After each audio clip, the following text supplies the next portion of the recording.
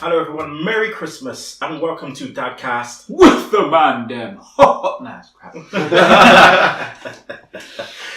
It is a very, very festive show we have going on today. As you see, I am sporting my nice Christmas hat. We tried to get, you see this tinsel right here? We tried to get it onto Duppy, but it's now on the icky stay. Yeah, it's not going to work. Not going to work. We have the lovely father of two, Jason. Yep, and then obviously we got the father of two, Kinny. And then we have the father of many, Duppy. I think people are going to get confused because for the first few episodes I was Joe, and now I'm Duppy. Yeah. I feel like it's that thing, isn't it, where I don't know. We tried to be professional for about 2 episodes, but at the same time, my name's not actually Jace, and his name's not actually Kinny. This is true. Yeah. So we just Joe is actually your name. So boys, we're talking Christmas. So this episode is out Christmas Day. I'm not sure many people watch it on Christmas Day. Maybe they'll be watching it on their new tablets and their new phones and all that fun stuff. Absolutely. So we're just going to cover a few things. So we're going to look at kind of Christmas as we saw it when we were younger. Mm-hmm. We're also going to touch a little bit on kind of the pressure around Christmas, because obviously it's a lot different to how it was when we were kids to kind of how it is now. Especially the gift prices and expectations are a lot bigger. So thinking about Christmas as a kid, we were talking kind of off camera a minute ago, and Nicola was saying about how our Christmases were different growing up, because her mum would go like all in and make sure it was like a massive Christmas, and she feels like my mum didn't go as big. But I think that a lot of the kind of thing that happened with my Christmases was that we would have a big present and then like some kind of other ones. But the thing as well was kind of like the regime of Christmas Day, because it would be getting up, then going to my stepdad's grandparents, like seeing them for a bit. And it was that thing where, when you get up early, open the presents, and it's like cool, like playing with this, playing with that, and it's like, okay, right now it's 10 o'clock, we need to go see great grand and great granddad, just like so we'd go over there, eat quality streets whilst the adults were all chatting, having their cup of tea and all that kind of stuff, whilst mum was like cooking. Or it was a thing where we used to go over to my nanny's when she had like big house Robertson Road, and we used to have like all of us there. And I remember it used to be a thing as well where like we'd get there and like my cousin would come, but his mum's Jehovah's Witness, so it used to be a thing where like my mum and Nan didn't know whether or not to buy him presents because his mum was Jehovah's Witness. So for years there was a confusion as to whether or not to kind of get him presents. But I remember, like thinking back, I remember having toys and him not having any, but at the time not thinking like, oh, why hasn't he got any? I didn't really understand back then. But that's kind of how our Christmases used to go. For me, Christmas was obviously different because I, as a Rastafarian, I never celebrated Christmas. So Christmas is new, for me. I only started celebrating Christmas once the kids came. And, a lot of people ask, oh, why do you celebrate Christmas now? Why didn't you celebrate Christmas earlier? But I never felt the need to celebrate Christmas. And also, as I got older, I felt that Christmas, what Christmas meant for people, it didn't really mean that anymore. I felt so it became more about the presents and things like that as well. I always felt that Christmas was about the family and seeing loved ones who you haven't seen before, majority of the year. But then, I also wanted to give the kids something that I never had. So I always believed that, once my kids were born, it's a new life. You know what I mean? It's a new life, and I don't want them to relive my life. Not saying it was bad. Yeah, of course not. It's a new life, so I want them to experience different things. I want to experience different things. So, that's why I kind of decided that Christmas for them, we're going to do it. So for me, as a Rastafarian, when we were at school, we didn't go to none of the nativity plays were allowed to. It was me, the Jehovah's Witnesses, and the Muslims and stuff. And we just. Here's my question around that. Like, was it that your parents just preferred you not to see it? Like, obviously, me, I don't have a religion, and the thing that I kind of find interesting is, for me, I've always been interested in how other religions see things. But I always found it interesting. I keep saying interesting, it's like 5 times. I went to Eastern Primary School, and it was a C of E school. So we did kind of do the prayers every day and the hymns and that kind of stuff. And at Christmas, we'd go into the church next door and have certain services. And then the kids that weren't Christian, we sat at the door with a member of staff. And it's just weird because I just wonder why it is that our parents chose to not let the children see another religion, if that makes sense. I don't think there's a difference between seeing it and practicing it. Yeah. I suppose it's the practicing of it. So sorry, the you know, the praying and the, you know, because you're praying to, you know, pray to Jesus Christ and stuff, and just. It's those stories and the fact that, you know, we didn't grow up believing those stories, and they don't want us to kind of start believing those stories, I suppose. So that was one of the reasons why we didn't go into the assemblies. Funnily enough, I was raised Christian and quite, I wouldn't say strict Christian, but, you know, went to church every week and this and that. And actually the denomination that we were part of didn't celebrate Christmas. So they believed that it had come from a pagan festival. And because of that, I also, although I was a Christian, wasn't allowed to be in the nativity shows and this and that, so I would also be in the room with the other kids. Which, and that was just my mum's belief at that time. Do you know what I mean? And it was like, you know, you're paying, you know, it's a lot of paganism and all of that's not okay. And so some years we didn't even celebrate Christmas at home. Other years we did. So I think it was a bit of back and forth. And and I've got some really fond memories of Christmas and stuff. But yeah, equally, even being a Christian, I wasn't part of that. Which was that part. Quite, you know, odd, having to defend myself and my religion. And everybody go, but you're Christian, why are you not here? And I'm like, oh wow, because da-da-da. And I didn't really understand at 7 years old. So how did it make you feel? Because I know for me, you know, I even though at the time, you know, you kind of understand this is what your parents, you know, are deciding for you, but you felt, you know, isolated. I felt I understood, but I also felt isolated because all the kids they're going to do all these things. They get presents, but then obviously, you know, once, you know, we started celebrating Kwanzaa, that kind of, you know, that kind of resentment started to go away because we had something else to you know, celebrate and things. I think, I don't remember too much. I remember not liking having to, like, leave the class at specific times. I remember if there was anything demonic that we were doing, so I couldn't, you know, the teacher knew there was anything to do with, like, devils and stuff. I wasn't allowed to be part of it, and I remember really finding that awkward. I didn't mind sitting out of the plays and stuff because I never wanted to be in the limelight. I didn't want to be on stage. It would have been my worst possible.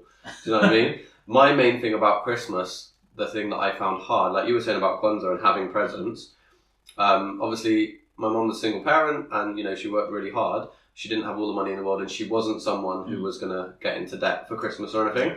So our Christmases were quite low key. And what I remember is finding January hard going back to school because I went to Sefton Park. So there were a lot of kids from St Andrews, you know, and they'd always have big presents in the newest Lego set or the snares or whatever it might be that year or whatever. And I remember not liking that part because I'd have to go. And the thing is, I loved Christmas and we had a wicked time. And actually, my mum taught me through that you don't need to spend all the money in the world to keep your kids happy. She'd buy us one big present, a few little presents and stockings. And I've got some real fun memories of going through the stockings in the morning. We'd always go into her room. And it wasn't a stocking like you get, it was one of her long socks. And there would always be an orange, there would always be nuts, and there would always be chocolate pennies.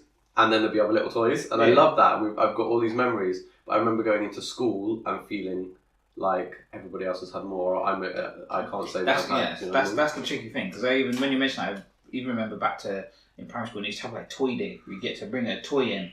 Okay. And I remember some people bring in, you know, like an action figure or like a little playset, and then somebody would have like the Game Boy. Yeah. And it was just that thing where it's like, oh, you got the Game Boy, and then you go home, I want a Game Boy. But at the time, they're like £80 odd, which obviously conversion now is like a few. It's mad how kind of like it used to be. But it's that thing, I guess, where we kind of take those experiences and it's that appreciation. So I feel, you know, we'll go into it in a little bit, but it's one of those things where when I look back, what was really nice is that we had the family thing. And I think there is a lot of commercialism. Loads of people will argue it a positive or negative thing. Could be good for the economy, bad for people's debt. But it's that thing of what's nice is actually, remembering, like, so you have those fond memories. Because I remember, sorry Jade, hotting you up again on another episode, but I remember when Jade used to get up really early, wake me up. So we'd wake up, we'd open presents like crack of dawn, and then Jade would fall back asleep. And I'm like, I can't just drop back asleep. No, there was never going back to sleep. Do that. So then, just be up for a few hours like by myself. By myself. And it used to be as well, I think, I'm just trying to think what the ruling was, but there was, you know, what kept happening was by the time Mum got up, we'd opened all our stuff. So she that wasn't allowed. She never got to see us kind of do the whole, oh, thank you, and see, we'd take the stockings into Mum's room. So one of us would wake up early, me or Hannah would wake up and wake the other one up, and it would be dark outside and everything. We'd run into each other's room, we'd be like, you got a stocking, and then we'd run into Mum's room and we'd sit on her bed, we'd wake her up and we'd open the stocking. And then she'd give us our main present and our little presents, and we'd open it all on the bed.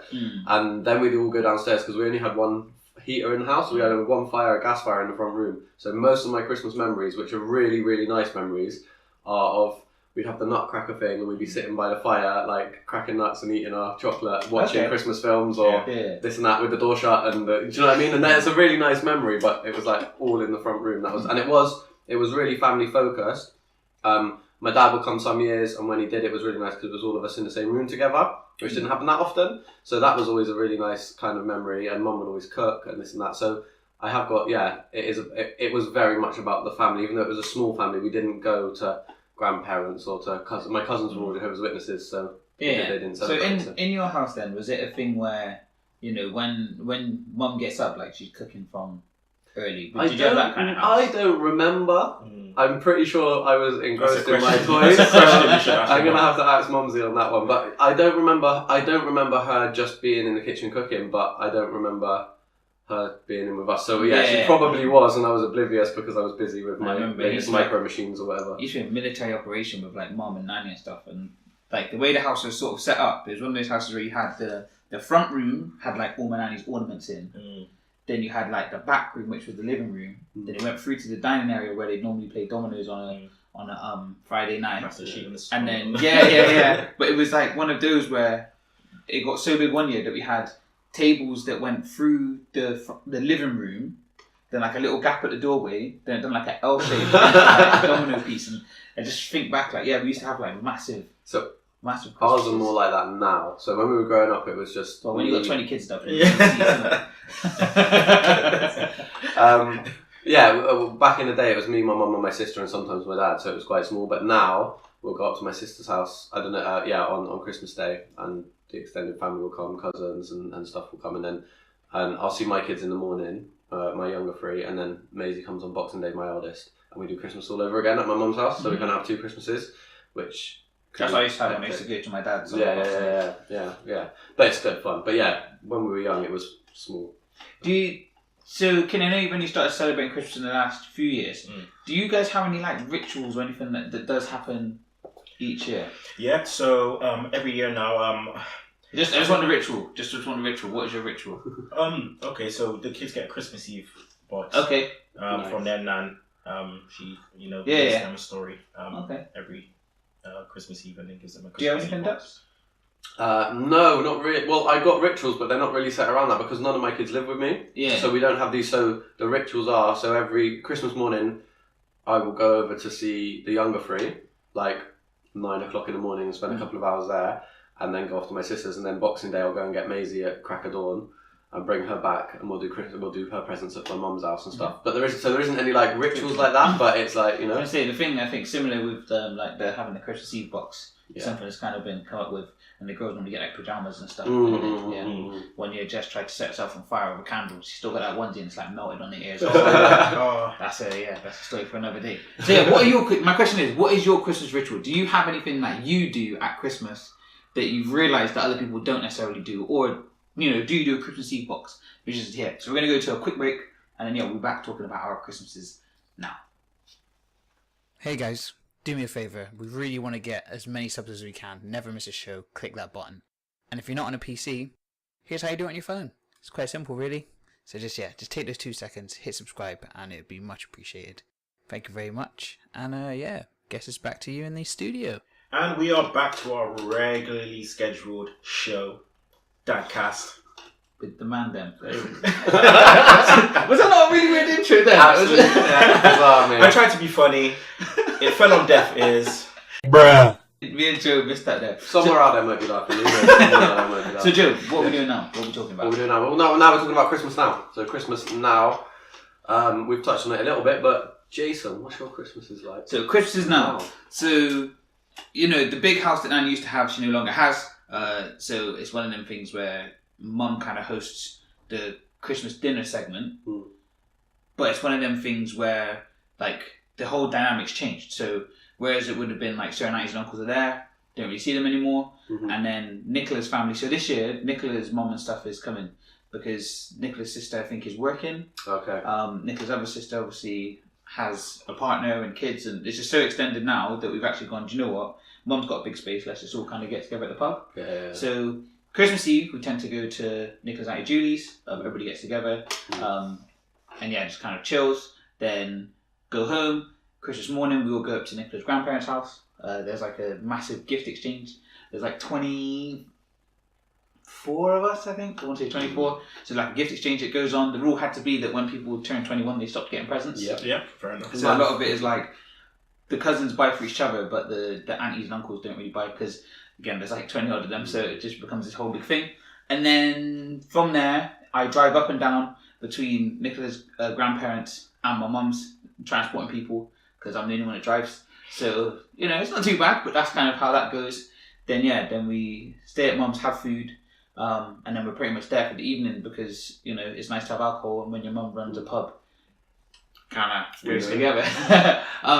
The thing that's quite good is as the kids have got older, we've been able to kind of enjoy our evening a bit more because when the kids were young, it was like, when everybody else was like, oh, I want to have a drink, it was like, oh, the kids are like 3 and 5, we don't really want to get drunk around. Whereas now, not that we get absolutely like plastered, but what's nice is that the kids will just go upstairs and watch films and play games in the living room, and they're creating their memories upstairs, which is good. So when they're older, and then Boxing Day we tend to go around Nicola's mum's, and then it's just kind of like a small like Iceland party food and chilling and board games and stuff.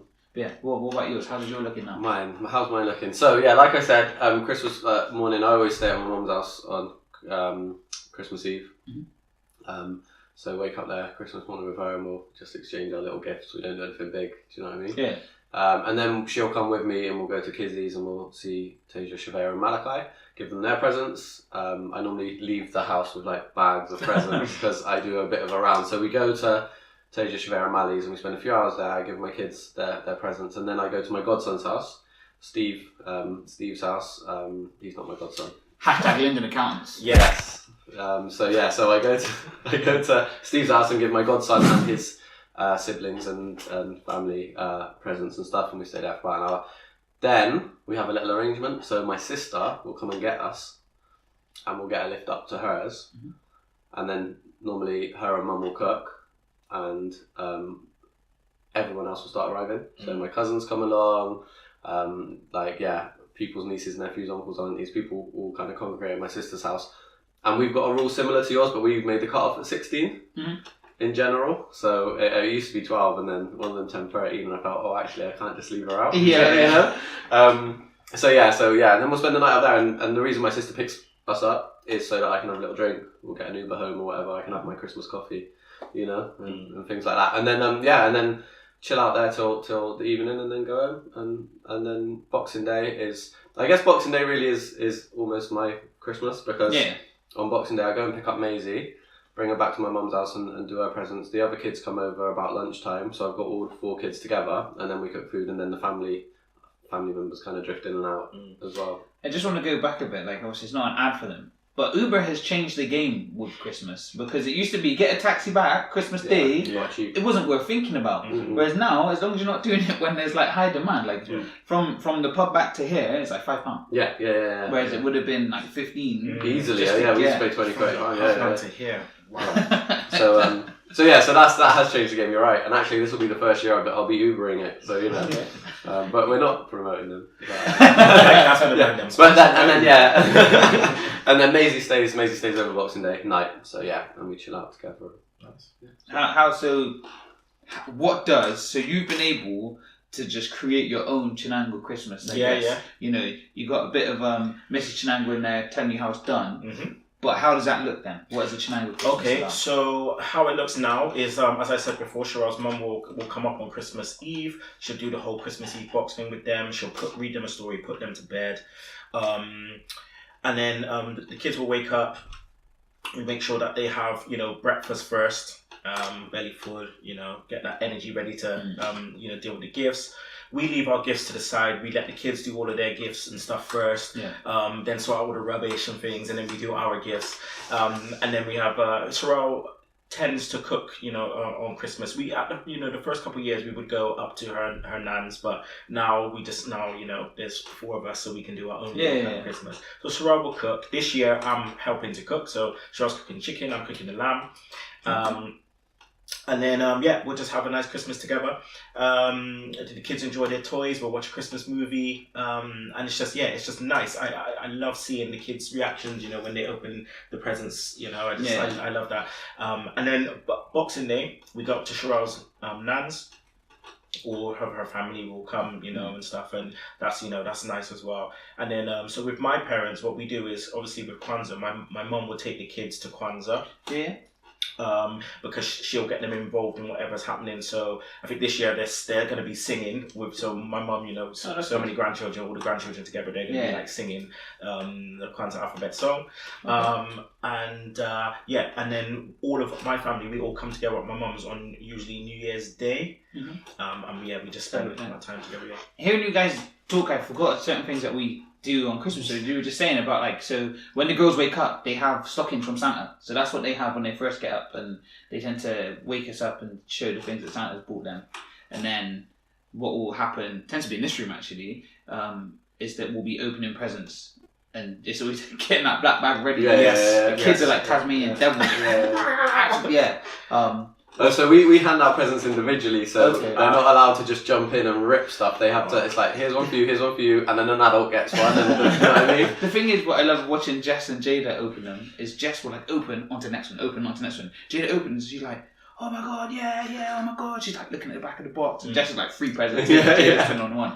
And what we're doing. So what we do at my mum's is we do Secret Santa as well. Okay. So whereas my mum doesn't have to cook it all anymore, people bring different things. So Dan and Shara's mum, she said she's bringing gammon and some other stuff. I think my mum's on lamb. I think my sister's on veg. I'm probably getting it all wrong. We tend to have desserts and pigs in blankets. So it's just it's always a joke of how many do you need and all that kind of thing. But yeah, that's kind of that element to it as well. It's what's a shame this year is that where people haven't been very well or people have passed. We've got, it's nice because it brings more of us together, but we've got more people there because we don't want people to kind of be on their own on Christmas. And Mum finds that being in the pub, she opens it for a bit in the morning because some people will come in and just have a Christmas drink because otherwise they're just sat at home. It's crazy, which is such a massive shame. So do you guys feel a pressure? As parents, you feel a massive pressure to make sure that Christmas is all singing and dancing for your children? So for me, there is a pressure. You always want your kids to have a good one, but having a good wife who's just on it from January, she starts paying one of these Christmas club things and saves up the money. So for me, a lot of the pressure in regards to the money does come off. But there is still that kind of thing of, making sure that the kids do get a good Christmas. Or for me, I only have to buy for Nicola really, and I bought a few things for the kids. But it's just as well still making sure that I'm getting the right things or getting valuable things. Or I think it's a pressure to get it right. You never want to get it wrong. See, it's an interesting one. I think there is a pressure. I feel a pressure as a single father. I don't have a wife to rely on, But I think that not in regards to the day, I know that if we're all together we'll have a good day and it'll be family, so there'll be a few little fallings out, but it'll also be loads of good fun and everything. But I feel a pressure definitely to provide for my kids and to provide them with things that they're going to want. I'm good at buying presents, and I know this. It's more the financial side of things that I struggle with because I always go over the top, and it's something that this year I'm really trying to stop. And I've spoken to the kids and told them they're all getting one main present and a few little ones, but they're fine. They don't care. They get presents from everybody. I'm the one who feels bad about it. I'm not providing properly, and I've got my own reasons, and I'm being sensible, and I'm saving up for things. Do you know what I mean? So there's reasons behind it, but I still feel the social pressure. I was going to say, do you feel then, Dubs, that you when you buy presents, you're competing with other people's presents? No. So I never feel like I'm competing with other people's presents because I know my kids, and I always get them presents they want, and I'm good at buying presents. I'm not even going to lie. I'm good at that. So I don't feel like I'm competing. It's not like, I need to outdo their mum or their nan or anything like that at all. It's that I feel I've given enough as their dad, that I've given enough, and there's no financial value on that, but society almost puts ones on it. You have to have got enough things for them to be content. But I know that my kids are content with just me being there and some nice little things, I'm the one who puts the pressure on. It's never the kids. Not one of my kids turns around and says, I want this, I want that, no, because then you won't get nothing. See, for me, it's about the value of money and the children's expectations upon that, and because my parents taught me about the value of money and expectations and stuff from a very early age. Obviously, live within your means being the key thing, and I'm quite frugal in terms of trying to make sure that we've got money for the nicer things. You know what I mean? Yeah. So when Christmas comes around, I don't feel, I don't put that pressure on myself to feel like, I got to buy them £100 something or something for £50 or whatever. I just feel like if they can say to me, Dad, this is what I want, and I feel like, okay, if they're saying, this is that one thing that they want, then I can try and do that. But if they're saying I want this, I want this, no. The thing is tricky, because I guess for us, our kids are still quite young, so we have quite a lot of control over. Whereas I guess, because I'm just thinking about Jordans. Two of them want Jordans. That's the thing. We've all worked with teenagers, and Duffy has teenagers, and when a kid turns up and they got the new banging, I don't know, like one kid turned up with Giuseppe's, and it's like, whoa, and it's like.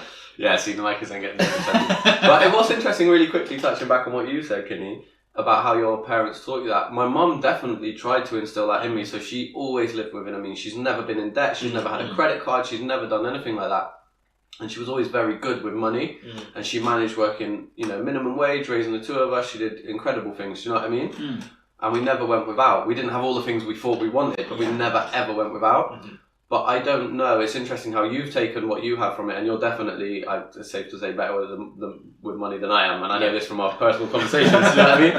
But I don't know if it was because of her being like that I've gone the opposite way, or I don't know, and you're right, it's pressure I put on myself, and you're like, no, you've always been very good at being like, no, this is where it is, and this is what's going on, so I think it's a lesson I need to learn more than anything. But Mumsy did try to instill those things in me, do you know what I mean? She really did. Mumsy, you're the best. So yeah, I just wanted to touch on that quickly because of what you said. So do you know, this isn't even just a question for dads, for anybody, do you guys feel that there was a pressure, like even more pressure nowadays, to give your children an all singing, all dancing Christmas? Let us know in the comments down below. I think just working with kids, and I know we've all worked in schools, I, like you were saying about the Giuseppe's, and that's quite a extreme case, but just in general, there are so many kids who come in with the iPhones or this or with that or whatever it might be. I think there's a pressure. I think parents feel the pressure. Once you start, once you start bringing the presents up to that level, you can't go back. That's why you've got to build up to that, so that when you get them that by the time they're 18, present, then you can buy them something. It's like, here's a car. If my kids are watching, I've got 4 of you. You're not all getting cars at 18 yet. So look, keep Isaiah when you're looking back at this. Did you ever get that car? Here is your brand new Mercedes. One thing actually, I was just thinking that somebody I know, what their mum used to do is they used to even have like a chore chart, and when you would do certain chores, they were worth certain values. And so from like I think it's like mid-November up to like the 20th of December, when they would do that chore in the house, they'd be able to tick off like £1 or 50p, and then whatever they've got by the cut-off date, they then get given that cash to go spend on gifts for people or however they want, which is that kind That's of. That's good, because 2 of my kids are pretty lazy, so I wouldn't have to spend any money. I'm taking that. But I think that's good with kind of giving that value. It's that work ethic as well. But actually, it is kind of what's nice is when seeing the kid earn that money and then not even just spend it on themselves, spend it on somebody else. Is quite good. So So yes, I guess that's kind of like our Christmas show. Kinny, where can people catch us? So you can catch us on. Obviously, this is going to be a podcast as well, so you'll get the podcast version of this. You can get it on Podomatic, you can get it on Stitcher, iTunes, and all your podcast networks. You can also get us on Facebook, you can get us on Instagram, you can get us on Twitter. Remember, it's usually with everything, it's at Dadcast WTMD. You can also get us on email, that's www. What kind of email starts with www? Yeah, no email starts with www. Dadcastwtmd@gmail.com. Why are you putting me on blast? Jason's always there to just keep me when I start getting over. So we've been talking about, this is 2018. This year we've managed to, so we had with BCFM, we had Simply for Dad's Day, really good day at Felix Adventure Playground. We had a good time. Can't wait to do that again next year, hopefully a bit bigger, get more people down there. We had our Dad's Day out, which was really good. And yes, we're going to try and bring some of these things back again next year. But some of the topics we're covering, we were looking at. This year, next year, sorry, we're gonna look at separated families. We're gonna discuss men's mental health. We're also gonna be doing our annual Mother's Day, as we like to do. Mm-hmm. We will also be looking at what else did we say? January, we're going to do goal setting. So what we want for the year, and yeah. And yeah, so if there's any kind of projects that are going on or anything that we can get involved or help with, we're not necessarily looking to do things to make money. We just want to kind of be involved, just trying to find those projects that are out there. So yeah, get in touch with us. Like we said, the Gmail was dadcastwtmd@gmail.com, or you can find us on Facebook or any of those other things. Don't forget about the merchandise, www.teespring.com/stores/dadcastwtmd. So get your stuff on there. There'll be more designs coming up as the year goes on. Obviously, the winter collection. I might keep it up for a little bit in case people want to try and get them. I might do like a little sale maybe so we can get people to cop a few. I'm just trying to think of if there was kind of... Oh, that was it. Radio. So BCFM. We are on BCFM every Tuesday, 10 p.m. till 11. By the time this has come out, we would have already had the Ross Barnett boys on. Text Ryan, he's like, yep, they're there 100%. So that'll be really good. We need to sort out a pre-record as well because the show will be on Christmas Day. So we might have 2 releases on Christmas Day. But the other one's got music in it. It might be a Christmas mix special, I think. We need to find some Christmas tunes from different... Okay. Yeah. No, that's cool. So boys, Merry Christmas to you both. Merry Christmas. This has been a really good year. And it's the 3 of us now, so next year it's going to be our year. Yeah, man. Upwards. We're coming for them awards, man. We're coming for them. 100%. Okay, do you guys want to wish anybody a Merry Christmas as we go? I just want to wish, all of the, the viewers, the listeners, the radio show, and obviously our podcast, just, Merry Christmas. It's been an amazing year for us, and we have to be thankful to you guys for supporting us throughout this year. It's been amazing, and next year is going to be even bigger and better. Well, I mean, you've said it now, but I've got to say Merry Christmas to my kids. So Merry Christmas, kids, if you're watching, which you're probably not. But yeah, I think it's key as well when it comes to times like this. We always talk about family, and I always think about there are those people that go to pub who have nobody. So if there is somebody who knows who doesn't have anybody, just sling a card under the door, man. Let them know that someone's thinking of them. And I guess that's kind of the last show for 2018. So I guess there's nothing else to say. But Fatherhood doesn't come with a manual. Merry Christmas.